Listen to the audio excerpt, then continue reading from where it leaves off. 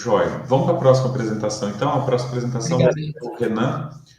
Bom, pessoal, bom dia. Eu sou Renan Marujo e hoje a gente vai falar um pouquinho sobre acesso, visualização e processamento de imagens Sentinel-2 usando Python. Então, a gente vai começar a pôr a mão na massa, inclusive nesse ambiente que a Luana apresentou. Mas antes da gente começar a mexer nesses scripts, só fazer um breve comentário sobre o que são esses dados que a gente vai estar utilizando, né? Então, existe o programa Copérnicos, que é uma cooperação entre a Comissão Europeia e a Agência Espacial Europeia, a ESA, e eles desenvolvem uma missão de satélite chamada Sentinel. Então, essa missão tem longo prazo, então é bastante vantajosa para observações de séries temporais, e eles têm diversos pontos de distribuição desses dados. Alguns anos atrás, quem estava no Brasil e queria usar dados do Sentinel, né, então esses dados são bastante volumosos, as pessoas tinham bastante desafio, primeiro por algumas restrições para obter esse dado, e também pelo volume desses dados. Então, é um dado muito útil, muito bom para ser utilizado, só que ele tem alguns desafios referentes ao volume, né, e essa transmissão do dado.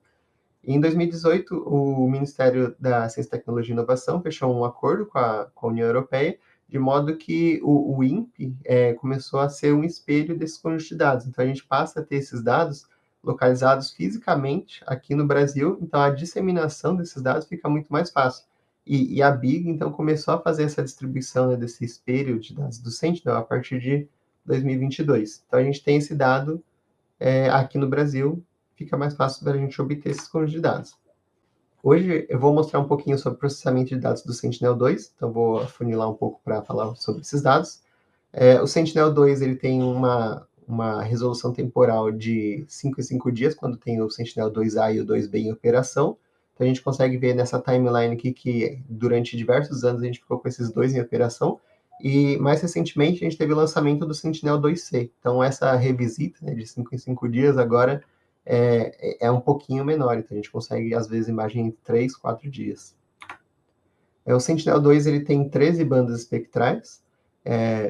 Na época que ele começou a entrar em operação, uma grande inovação que ele apresentou foram essas bandas do Red Edge, então as bandas 5, 6, 7, que são bandas mais focadas para fazer algumas detecções específicas para alvos de vegetação. Mas o satélite tem diversas bandas espectrais, então azul, verde, vermelho, infravermelho próximo, de ondas curtas, bandas de vapor d'água, entre outras. O dado ele é distribuído na grade MGRS, que é essa Military Grid Reference System, então o satélite passa fazendo o imageamento e as cenas desse satélite elas são recortadas para essa grade MGRS.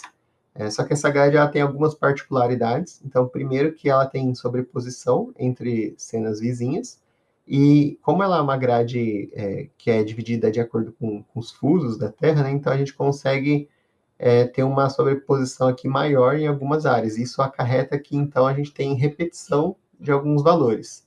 E, além disso, essa divisão, né, eles chamam de grânulos, né, essas células da grade do MGRS, acontece de, às vezes, mesmo que você tenha uma passagem do sensor, ela vai estar dividida em duas imagens diferentes. Então, você pode ter esses pequenos recortes da imagem, então o usuário tem que fazer um processamento, por exemplo, para juntar. E aí a Karine apresentou mais cedo sobre os cubos de dados, né? Os cubos de dados, eles já tratam essas questões para o usuário, então eles são mais fáceis de serem trabalhados. Aqui um pouquinho sobre a nomenclatura desses conjuntos de dados. A primeira parte de um nome do Sentinel-2 indica qual que é o satélite, então 2A, 2B, 2C. A segunda parte, o nível de processamento, então eu vou mostrar no próximo slide um pouquinho sobre os níveis de processamento. A data que foi feito o imageamento, a versão daquele dado, a passagem do dado, a célula que ele representa e quando que ele foi processado. Esses dados eles são distribuídos numa estrutura de diretórios chamada SAFE, que a gente já vê um pouquinho sobre já. Então, aqui, sobre essa estrutura de diretórios, né, então ele tem diversas pastas e diversos metadados, e as imagens estão dentro de um diretório específico. Então, alguns softwares, como por exemplo o Snap, que é feito pelos próprios provedores do dado, ele se aproveita dessa estrutura de dados para conseguir carregar alguns metadados e tirar proveito de, por exemplo, fazer uma visualização mais rápida, fazer uma cálculo de bandas de ângulos, então ele tem um monte de arquivinhos dentro desse diretório .safe. Um usuário comum geralmente vai querer utilizar as imagens, então elas vêm como .jp2, né? Então JPEG 2000. E elas vêm em resoluções de 10, 20 e 60 metros. Então aqui um pouco sobre os níveis de processamento. A maior parte dos níveis que tem, eles são internos. Um usuário comum, como nós, ele tem acesso ao L1C, que é um dado em topo de atmosfera, e o L2A, que é um dado que foi corrigido os efeitos atmosféricos. Então, um dado reflectância de superfície, ou também chamado como BOA, Bottom of Atmosphere. Para processamento desses dados, né, para correção atmosférica, o provedor do dado utiliza o CentiCore, que é uma ferramenta para correções atmosféricas. Ao longo do projeto Brasil Data Cube, né, a Karen mencionou que a gente fazia esses processamentos, então caso alguém tenha interesse em executar essas ferramentas de correção, a gente tem repositórios abertos com esses processadores. E sobre a qualidade dos dados, né? Então esses dados que são fornecidos, eles não são apenas as bandas de reflectância, né? Então as bandas multiespectrais. Eles também têm bandas, por exemplo, de qualidade. Uma dessas bandas é o SCL, que é o Scene Classification Layer, e ele traz diversos rótulos para cada pixel, informando se ele é vegetação, se ele é não vegetação, se ele tem nuvem, se ele é sombra de nuvem. Então essa é uma banda bastante útil. Aí eu sempre ressalto, né, essa banda, essa classificação, ela não é 100% de acurácia, mas ela é um bom ponto de início para ter uma classificação de uma cena que você vai trabalhar. E alguns detalhes sobre esses conjuntos de dados. Então, os dados do Sentinel-2, eles têm valores entre 0 e 10 mil para representar a reflectância de superfície, ali entre 0 e 1, no caso, né? Então tem um pequeno fator de escala. Só que a partir de 2022, eles mudaram a versão desses dados, então tem um offset. Então, quem trabalha diretamente com os dados da coleção tem que fazer um pequeno ajuste de subtrair um valor de 1000 dessas imagens. Eles estão fazendo um reprocessamento desse acervo inteiro para padronizar e melhorar a calibração.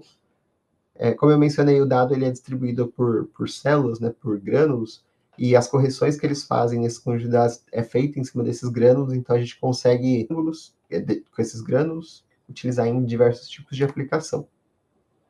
Para acessar esse dado hoje, então, como o INPE é um espelho, né, desses conjuntos de dados Sentinel, você pode acessar pelo Stack Browser. Vou abrir ele aqui no navegador. O Gribeiro já mostrou um pouquinho sobre ele, mas se a gente escrever aqui Sentinel, a gente vai ver os diversos conjuntos de dados usando dados do Sentinel. A gente pode utilizar o BDC Explorer, que o Gabriel apresentou há pouco também, para acessar e visualizar esses dados. E o Stack. Então, tanto essas aplicações, o Stack Browser e o BDC Explorer, eles funcionam em cima dessa especificação de catálogos que é o Stack.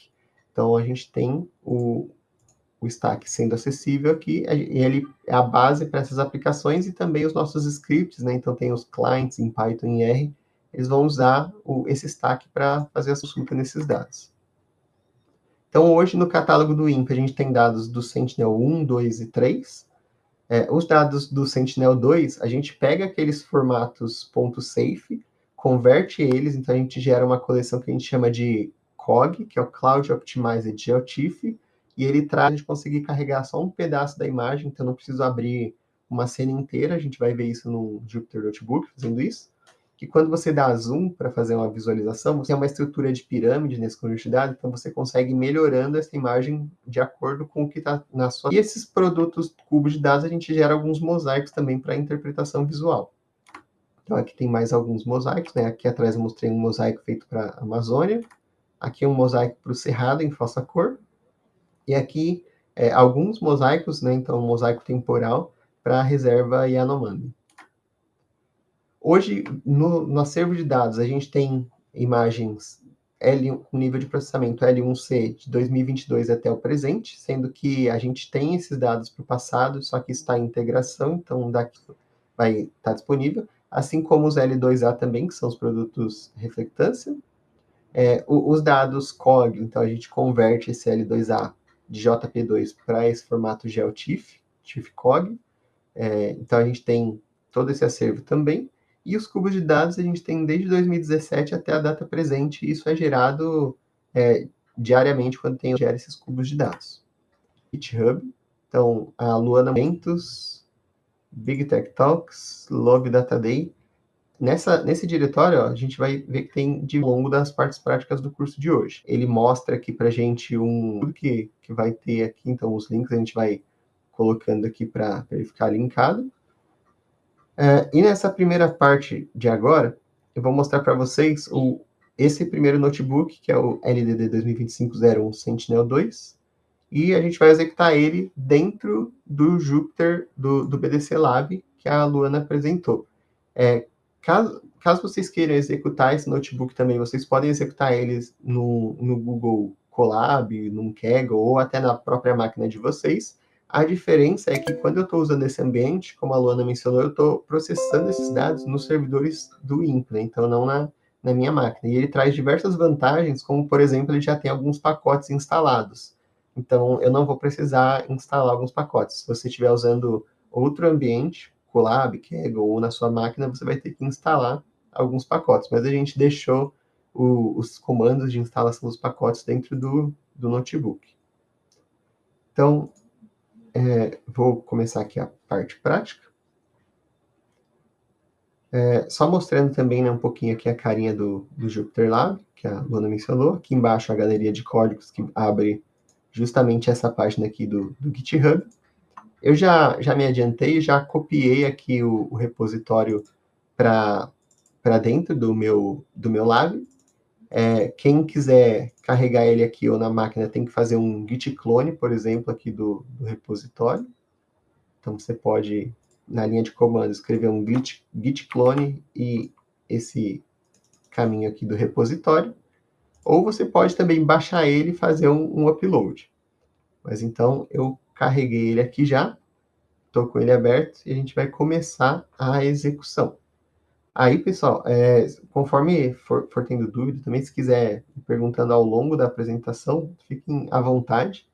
Então, esse primeiro notebook eu vou mostrar principalmente como que a gente faz para visualizar essas séries e para extrair séries temporais dessas imagens do Sentinel-2. Então, aqui tem um pequeno fluxograma do que a gente vai fazer.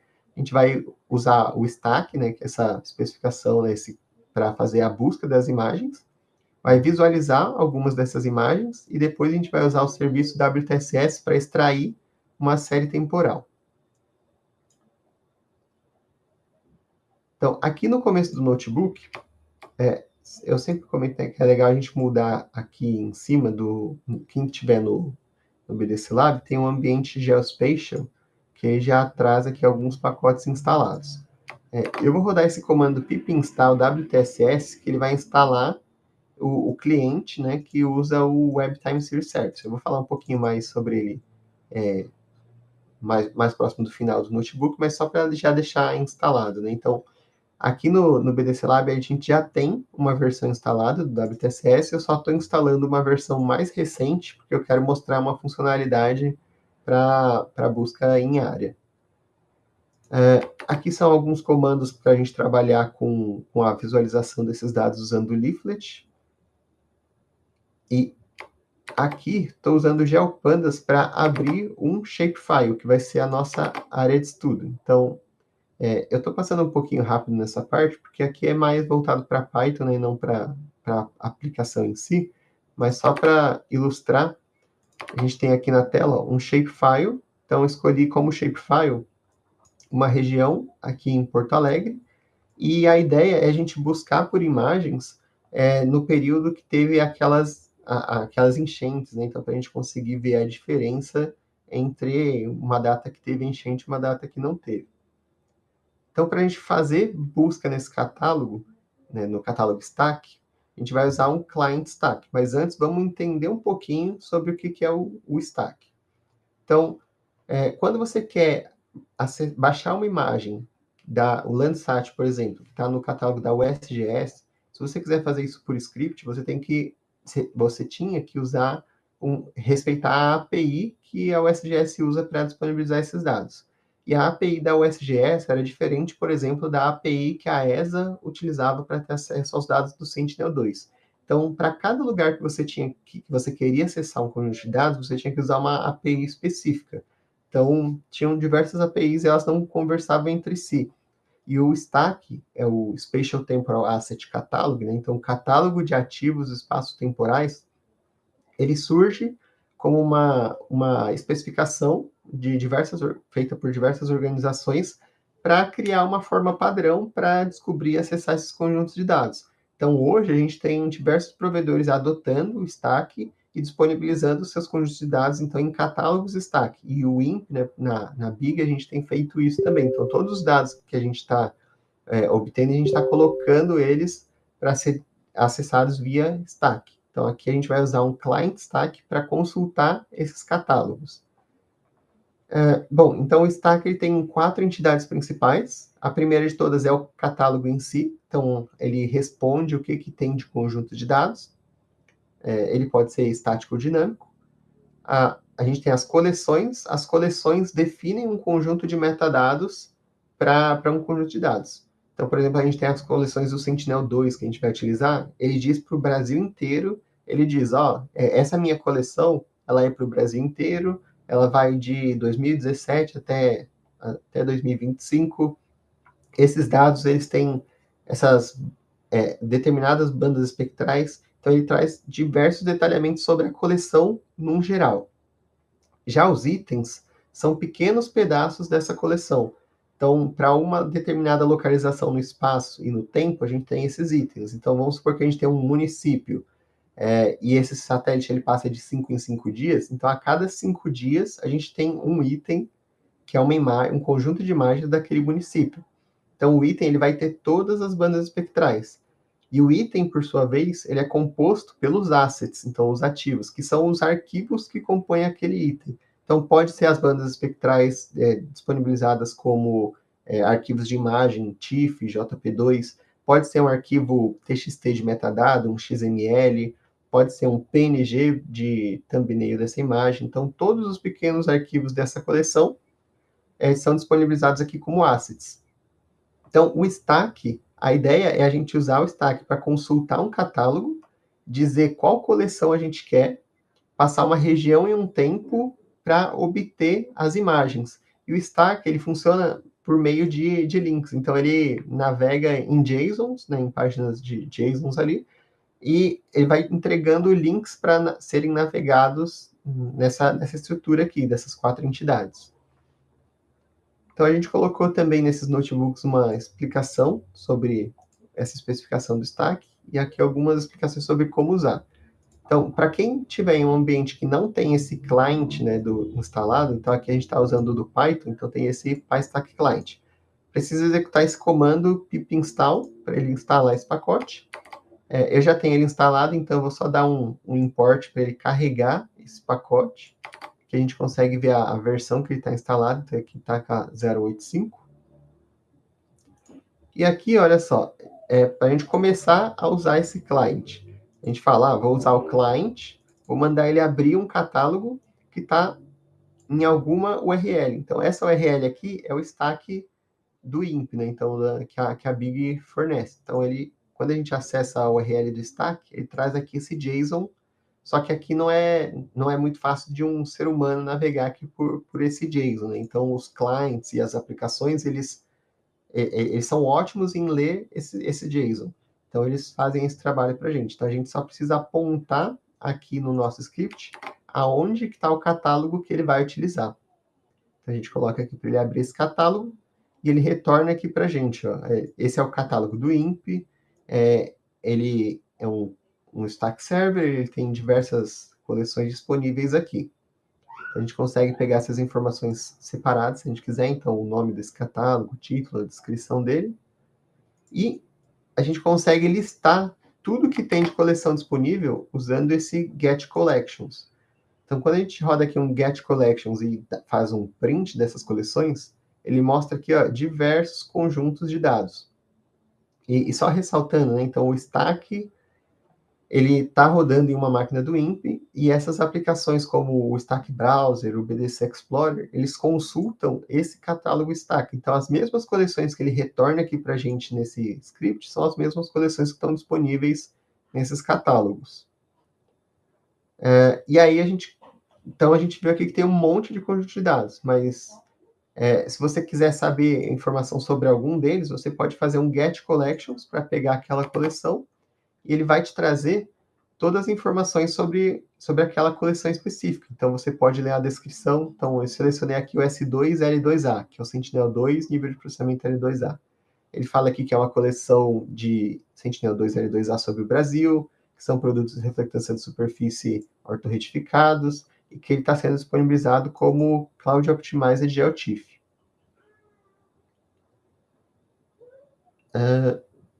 Bom, e para acessar, então a gente acessou uma coleção, e se a gente quiser acessar os itens dessa coleção, né, então os pequenos pedaços no espaço e no tempo, a gente pode chamar aqui um método getItems, para ele retornar para a gente esses itens. Só que esse getItems ele vai retornar tudo que tem de dado Sentinel-2 nessa coleção. Então tem dado desde 2017 até 2025 para o Brasil inteiro. Então é muito dado. Então aqui eu limitei ele a mostrar 20 só para ilustrar. E aí o ideal é que a gente faça uma busca usando uma região e um período de tempo. Então a gente pode chamar esse método chamado search. A gente passa aqui a coleção que a gente quer consultar. Então aqui eu coloquei que eu quero a coleção 2. Passa um bounding box, pode ser uma geometria, a gente vai ver também. E um período de tempo para fazer a busca. E aqui é interessante, ó, que ele inclusive deixa fazer alguns filtros, como por exemplo, quantidade de nuvens nas imagens.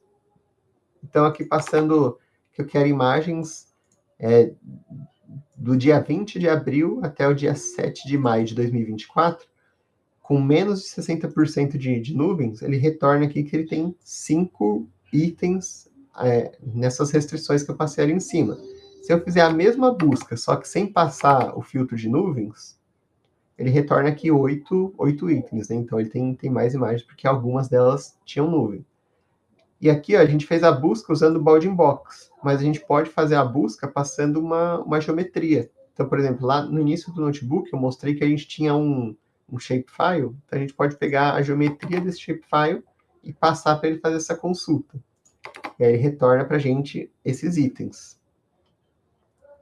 Então, basicamente, é assim que a gente usa o stack para consultar esses itens. Só que quando a gente quer acessar uma imagem, né, a gente quer fazer uma visualização, o que a gente quer, na verdade, são os assets. Então, dentro de cada item, a gente vai querer acessar as bandas específicas e pegar o link de cada uma delas. Então, aqui embaixo, eu vou buscar os assets. Então, aqui, ó, o item search, passando o item collection, pegou os itens.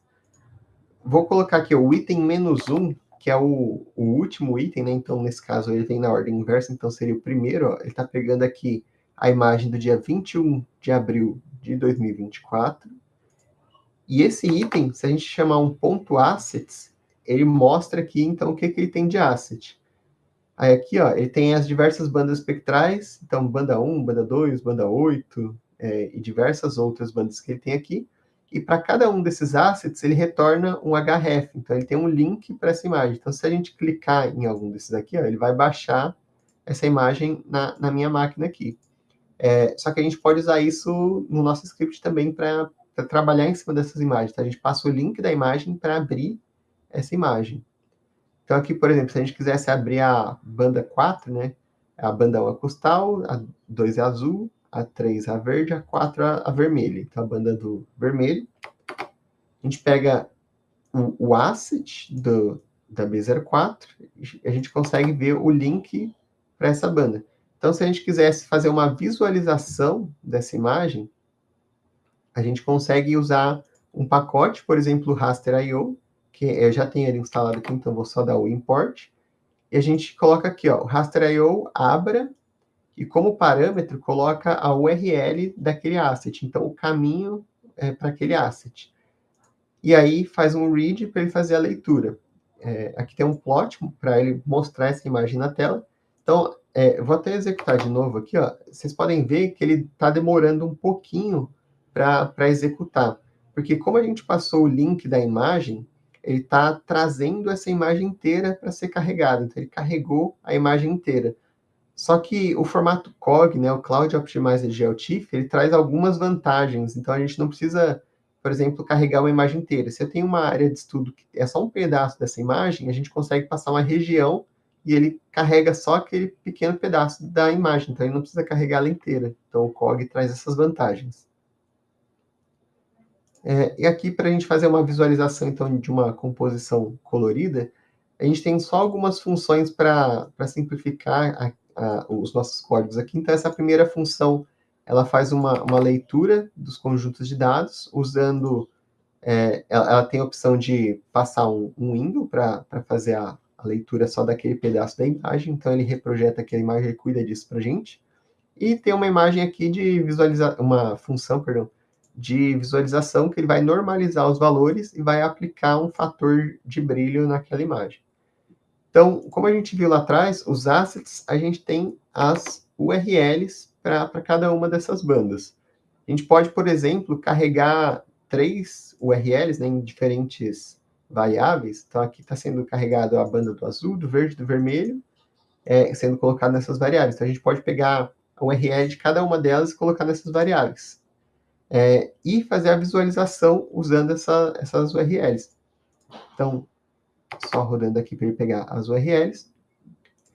E aqui, ó, ele vai chamar, então, a função para ler essas imagens e vai carregar em cada uma aqui um pedacinho daquela imagem só do Bounding Box. Então, lá atrás, tinha carregado uma única banda, só que ele carregou a imagem inteira. Aqui foram carregadas 4 bandas, só que só um pedaço da imagem. Então, ele é muito mais rápido quando você usa esse artifício do window para carregar só um pedaço da imagem. E aí, se a gente quiser ver, por exemplo, esse conjunto de dados, né, então o raster.io, que é esse pacote do Python, ele faz essa leitura para a gente, ele retorna aqui um array do NumPy. Então, bastante otimizado para quem for trabalhar com matrizes. E para fazer a visualização, então, a gente pode criar um plot para mostrar cada uma dessas figuras, dessas imagens, perdão. Então, a banda 2, banda 3, banda 4, banda 8. A gente vê que elas estão meio escuras aqui, né? A do infravermelho próximo está um pouquinho mais claro. Só que o interessante é a gente juntar essas imagens para fazer uma composição colorida, né? Então, atribuir aos canais RGB as diferentes bandas que a gente tem aqui. Então, se a gente quiser fazer uma visualização de uma imagem cor verdadeira, a gente pode colocar as bandas 4, 3 e 2 nos canais do RGB, que é justamente o que esse comando aqui está fazendo, e está com um fator aqui só para aumentar um pouco o brilho dessa imagem. Então, aqui a gente gerou uma composição de cor verdadeira. E se a gente quiser fazer a mesma coisa para gerar uma falsa cor, a gente pode chamar a mesma função, só que a gente passa as bandas em outra ordem, né? Então, aqui, por exemplo, a banda do infravermelho próximo está sendo utilizada no canal do vermelho. Então, tudo que tiver em vermelho aqui nessa imagem, ele está com um valor alto na banda do infravermelho próximo. Então, com isso, a gente consegue carregar essas imagens e fazer a visualização delas. Aqui nesse trecho de código, eu estou fazendo a mesma etapa, só que eu estou abrindo a imagem de outra data. Então, eu peguei uma de abril e uma imagem de maio de 2024. Então, a gente consegue ver aqui que tem algumas diferenças entre essas duas imagens da mesma região. Só que para comparar elas aqui, né, subindo e descendo no scroll, fica um pouquinho ruim. Então, eu coloquei aqui o uso de um outro serviço, que é o TMS. Então, tem esse serviço TMS que a gente consegue utilizar para fazer a visualização das imagens. Infelizmente aqui o meu navegador deu uma bugadinha, mas quando a gente fizesse aqui com o slider, ele mostraria essas imagens. Eu acho que a gente estava um pouquinho apertado com o tempo, eu vou passar por aqui só para a gente ver a parte da queimada também. Então, o Douglas vai falar um pouquinho depois sobre esse efeito das enchentes, né, para a gente visualizar essas imagens, mas a gente consegue ver, então, usar o stack aqui para ver as diferentes datas e ver que teve a gente consegue comparar essas duas imagens aqui, né, e ver esses efeitos. E isso não necessariamente precisa ser só para uma aplicação, então você pode usar isso para diversas aplicações. Então, aqui tem um outro exemplo fazendo o mesmo passo a passo, só que para uma área de queimada. Então, carrega aqui a imagem do que foi chamado como Dia do Fogo, né? Então, a gente consegue ver algumas áreas de queimada. E eu vou passar um pouquinho, então, sobre a parte da série temporal. Então, a gente usou o Stack para fazer visualização dessas imagens, para carregar esses conjuntos de dados. E a gente tem um serviço chamado WTSS, que é o Web Time Series Service, que ele faz a extração das séries temporais. O Gabriel mostrou ali no BDC Explorer, né, que tem um botãozinho que a gente pode clicar e ele vai fazer essa extração da série temporal de forma automática aqui para a gente nessa interface do BDC Explorer. Vou deixar ele carregando aqui. Mas a gente pode fazer isso também via clients em Python. Então, a gente pode chamar o WTSS para extrair essas séries temporais aqui. Então, o WTSS ele tem essas três principais operações. O list coverage, que vai mostrar o que tem de conjunto de dados para ser utilizado. O describe coverage, que vai explicar esse conjunto de dados. E o método time series, que vai fazer a extração da série temporal propriamente dita. Então, a gente precisa instalar esse pacote. Então, eu já rodei ele ali no começo do notebook. Aí aqui, só para confirmar, né, que eu instalei uma versão mais nova, que é a 2.0. E assim como a gente fez para o Stack, a gente só tem que apontar esse serviço para uma URL que tem esse serviço em execução. Então, tem essa URL aqui do INP, que tem o serviço WTSS. A gente pode chamar o coverage para ver o que ele tem de dado para ser utilizado.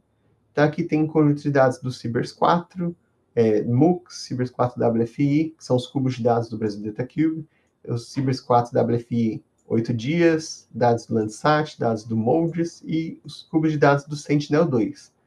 Para esse exemplo, a gente vai usar o cubo de dados do Sentinel-2 para fazer a extração da série temporal. Então, quando a gente coloca aqui o serviço e fala Sentinel-2, ele vai trazer todas as informações daquele conjunto. Então, nome, descrição, o que ele tem de banda espectral, timeline, o espaço. Esses campos podem ser usados de forma isolada também. Mas a parte principal, né, do serviço WTSS é a extração da série temporal. Então, se a gente tem um lat long, assim como a gente fez no portal, está carregando aqui, a gente coloca aqui, então, um lat long e chama o método time series para ele fazer a extração. Então, nesse exemplo aqui, está sendo extraído as séries do NDVI, então pode ser qualquer banda espectral que tenha naquele conjunto de dados, para esse lat long específico, e você passa um período de tempo. Então, aqui está sendo extraída a série temporal de 2019 até 2025. Então, ele vai lá e faz a extração da série temporal para a gente. Então, os cubos de dados, como eles estão organizados de uma forma que facilita essa extração, né? Então, é bastante rápido para o serviço fazer essa extração das séries. E o usuário não precisa ficar se preocupando com eu tenho que garantir que todos os meus conjuntos de dados estão na mesma projeção, numa mesma resolução espacial. Os cubos de dados já cuidam disso para você. Então, você manipula esses conjuntos para extrair a sua informação. Então, aqui a gente rodou o search, né, do time series do WTSS. A gente consegue ver essa série temporal. Então, a gente tem a timeline de o tempo, né, de cada observação. Tem um array aqui com cada valor em um desses tempos. A gente pode chamar, inclusive, um plot para fazer a visualização dessa série. Então, a gente consegue ver aqui desde 2019 até as datas mais recentes. E se a gente quiser manipular esse array da timeline, a gente pode pegar ele também. Se você quiser pegar uma série específica, né, de um atributo, se você pesquisou por mais atributos, então, você pesquisou pelo NDVI, pela banda do vermelho, pela banda do verde, você consegue extrair cada série temporal de forma individual, chamando o TS-values e escolhendo a sua variável aqui. E a gente pode fazer essa busca passando mais de uma banda, né? Então não precisa ser só o NDVI. Então aqui, no caso, está sendo buscado o NDVI e a SCL, que é a banda de qualidade, para a gente fazer um plot customizado dessa série. Então, para visualizar aqui, por exemplo, o SCL ele tem diversos valores, mas esses que estão com a bolinha verde, eles são vegetação, o amarelo é não vegetação, o branco é nuvem e o preto é... Vamos ver aqui, ó. O preto, ele é no data. Então, o WTSS extraiu a série temporal para a gente consegue fazer uma manipulação usando essas bandas auxiliares para ver, por exemplo, quais pixels tem nuvem, quais não tem.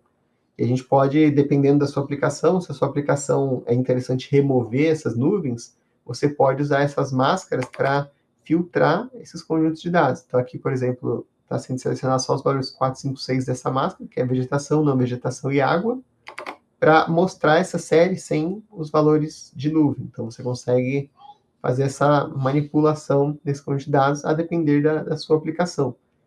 E o WTSS, você pode, além de fazer uma busca utilizando um único ponto, né, essa versão mais recente que eu instalei aqui no notebook, ela tem uma feature nova que é a busca utilizando geometria. Então, você pode passar uma geometria e utilizar para extrair todas as séries temporais daquela geometria. Então, a gente pode fazer a visualização aqui do plot. Esse plot, ele demora um pouquinho para executar. Já executou. Só que muitas vezes não é nem a questão de obter essa série temporal, é a questão de fazer o plot dela mesmo. Então, tem muitas séries aqui nessa geometria, então ele demora um pouco para desenhar cada uma delas. Então, aqui nessa figura, a gente consegue ver pequenas linhas aqui. Cada linha que tem aqui é uma série temporal dentro da geometria que foi buscada. Então, no caso, era aquela imagem de queimada, né? Então, cada pixel dentro do box, ele está colocando aqui nessa visualização. E aí, a gente pode manipular essas séries. Opa, eu só não rodei a linha de cima, né? Você pode fazer a busca da série temporal. E se você pode pegar cada uma dessas séries de forma individual também. Se você não quiser trabalhar com todas as séries, você pode optar por selecionar a primeira, a segunda, a última. Você pode utilizar elas para fazer um cálculo de mediana. Então, a gente tem essas diversas oportunidades de utilização do serviço. Aí, eu vou só voltar um pouquinho aqui na figura. Então, eu mostrei aqui carregando uma imagem, duas imagens, né, de Porto Alegre, então aqui de antes e depois da enchente. Então, a gente tem essa imagem sem a parte que teve os alagamentos, e essa aqui de baixo já com um alagamento ocorrendo. Então, a gente pode usar o stack para fazer essa busca dessas imagens, e também de uma área de queimada, do dia do fogo. Então, a gente consegue fazer visualização das diferentes cenas de acordo com a aplicação que você tiver, e o WTSS para fazer a extração das séries temporais da sua região. Então, você pode aliar tanto essa análise espacial dos conjuntos de dados, então, para obter as imagens utilizando o stack, quanto você pode aliar também essa abordagem de séries temporais para obter o comportamento dos seus alvos ao longo do tempo. Para quem tiver interesse, pessoal, hoje a gente passa um pouquinho mais rápido, mas aqui no repositório do CodeGather, a gente tem diversos exemplos mostrando os serviços WTCS, WLTS, o Stack, tem o WCPMS para tecnologia, dentre outros. Todos eles estão aqui nesse repositório. Tem notebooks de introdução para conhecer esses serviços e tem notebooks de exemplos com alguns exemplos de aplicações utilizando eles. E é isso, pessoal. Muito obrigado, Renan. Bom, parabéns pela apresentação também, né? Temos tempo aí para mais perguntas. Pessoal, por favor, quem quiser fazer perguntas pode colocar no chat ou pode abrir também o microfone e fazer a pergunta. Bom, outra coisa que eu acho interessante também pontuar, né? Assim como a apresentação do Gabriel, que mostrou as aplicações, a gente voltou para aquele cenário, né? Deixa eu compartilhar aqui minha tela por um segundo. Joia. Então, só voltando aqui, que a gente tem feito um grande esforço, então, para fazer com que todas as coleções de dados que a gente vem colocando embaixo do programa da Big, né, elas venham utilizar uma mesma tecnologia, uma mesma infraestrutura tecnológica, né? Então, nesse caso agora, o Renan ensinou, né, ele apresentou o uso de um conjunto de scripts Python escrito, né, através da notação de Jupyter Notebooks, no ambiente de computação interativa, onde foi usado bastante desse serviço para a gente poder fazer a consulta, né, às imagens disponíveis. Então, o Douglas, na sequência, ele vai fazer uma apresentação sobre os dados do GOES e vocês vão ver que ele vai de novo, novamente, voltar nessa parte do serviço do Stack como um ponto de entrada para acesso às imagens.